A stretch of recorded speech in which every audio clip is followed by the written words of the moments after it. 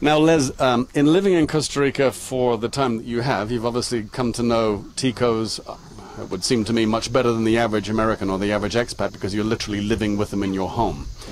Can you give us some sort of an insight from you personally as to character differences or personality trait differences between Ticos and Europeans or gringos, for example? I had a hard time adjusting when I first came down here because the culture is different.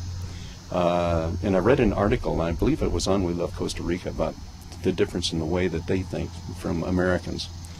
They're process-oriented, and we're results-oriented. If we run into a problem, we solve it on the fly. They don't have that ability. And you have to face that fact. And any time that you try to do anything that has to deal with the government or anything with attorneys or anything else, your documentation has to be perfect. If you get any mistakes, any errors, they'll just reject everything and you have to start all over again at the beginning. As far as the Ticos themselves are concerned, I've never met anyone friendlier and more helpful. I've had help from people who had no idea who I was or where I was from. And it's giving willingly and with a smile. Just, you know, fitting into the community, I think, is the key to living down in Costa Rica. But you have to have a change in your mental outlook. You have to be able to fit in with their culture. You can't change it. So it's a case of accepting who they are and just living with it rather than, you know, thinking to yourself, well, why don't they do it like we do back home, yeah? That's the case. I lost 55 pounds trying to deal with it the first year. Once I figured out what the problem was and everything, I've done a lot better. It's just you have to kick back. I'm a type A Leo, and it was just something that I had to learn to deal with. One thing that I will say is I think women have a little bit harder time adjusting down here. I know my wife, Donna, had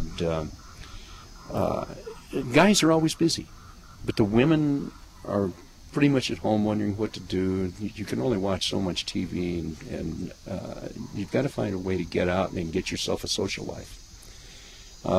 It took a couple of years, but she's got a small social life going with some American expats down here, and she has a book club that she's joined.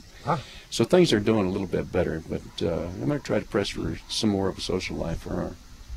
Well, just for the viewers, we're located in Ciudad Colón, which is probably 20 minutes from San Jose, so it's not a long way, and there are numerous social clubs and obviously lots of restaurants and well, not that you go to bars too much, but obviously bars and cinemas, etc. So was it a case that Donna simply didn't want to get involved for a while, or she couldn't find these things? Because, I mean, there's obviously lots of them available.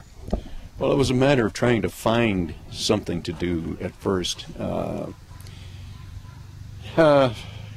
think I was the first one to find out about the Newcomers Club, and just trying to get her motivated to getting involved with a group of people that she had no idea who they were or what kind of personalities or anything.